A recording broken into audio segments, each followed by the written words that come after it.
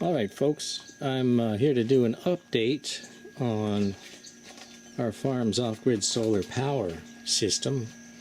This is an update to a video I made about a year ago. I uploaded it, I believe, in February of 2019. And I showed our off-grid power system, how it comes from solar and solar panels inside on the roof of this building. This outbuilding, and then the electricity would come down and it would come into some batteries.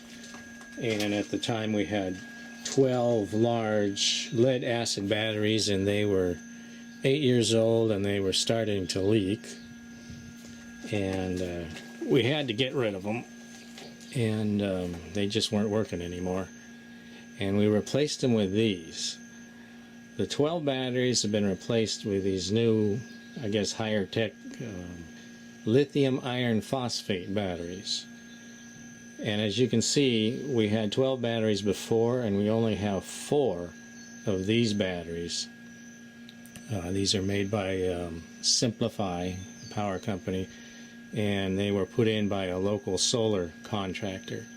These are about half the weight of each of the old lead acid batteries, and they don't leak. It's great. They have a 10-year warranty, and we've been using them for 4 or 5 months now, and I can tell you there's a reason why the solar providers have all, at least around here, they've all switched to lithium batteries.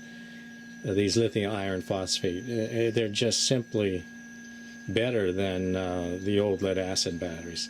There are various brands of these newer batteries you can buy. This is the brand that the solar provider that we used, is the brand that they've been installing. They cost a lot more than the old lead acid batteries, but they have a much longer life. These actually have a 10-year guarantee on them, and we don't have to add water to them. We don't have to do anything. The provider came, the solar contractor, he came in, he installed them and plugged them up to the wall. You can see the wires come up. He installed these little junctions here, and all the rest of the equipment, we didn't have to replace any of it. This is all the old equipment that the old lead acid batteries were using. And that was a major concern, as we weren't sure with some solutions we were looking for if we weren't going to have to rip out our old inverter and charge controller and update new equipment. But apparently we didn't. We've been using these now probably 4 or 5 months, and I can tell you they work far, far better than these old lead acid batteries. It's just, you know, those were good batteries we had, but at the time, it's just the world has moved on now to these newer type of batteries. These things, as you can see, 4 of them are outperforming the 12 we had before, and with no maintenance. And they don't leak. There's nothing. They're only half the weight, as I said, of the older batteries each. They're still pretty darn heavy, but half the weight of a lead acid battery this size. You don't. We didn't have to replace any of our older equipment. All I do really with these new ones is I keep track of the voltage. I don't know if you can see. Right there it says 26.2 volts. Okay, that's pretty good. They're full when they say 27 volts, and that's very hard to do, but it can on a sunny day get up to 26.8, and also we can run a generator to get it up to that. And then if the voltage drops down to about, I believe it's 24.4 volts, there's an automatic shut-off to keep the batteries from draining too much. Basically, we haven't had to do much of anything. We just have them sitting here, and I'll run the generator at night around dinner time, just because we have people running the microwave and rice cooker, and sometimes people have a washer and dryer going then too. So it's usually a busy time for power-wise. So I'll usually run the generator for an hour or two then. And then I shut it off and it's nothing. And these batteries will hold up for the entire night. And then on a good day like this actually wasn't a good day, but good as in sunshine, you really don't have to do anything. But unfortunately, being Hawaii and being the wet season, I know it looks like it's sunny here and oh, isn't that wonderful, but I can tell you that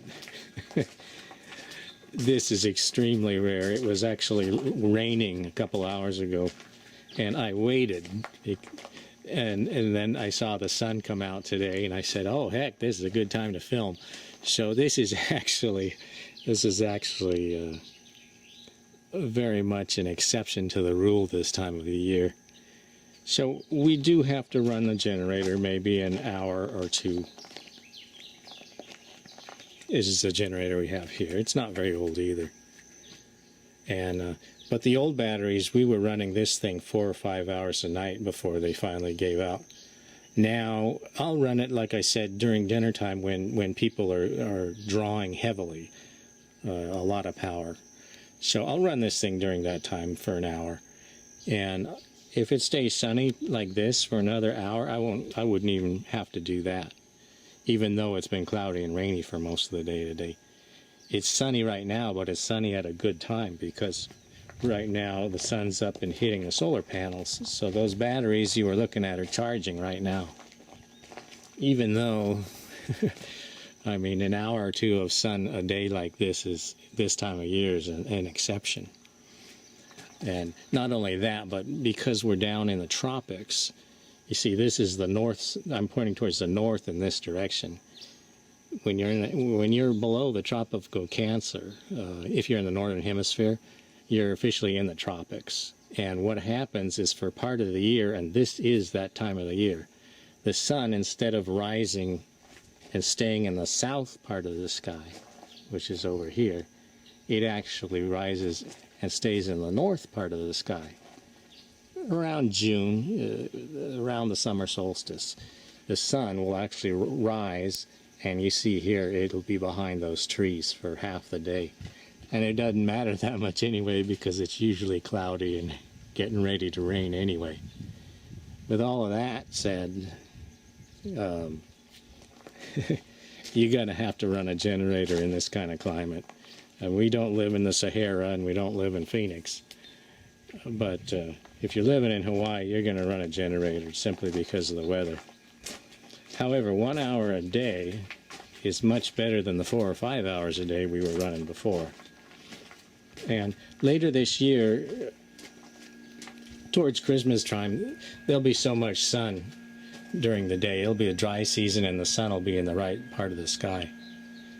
We might not even have to run the generator at all.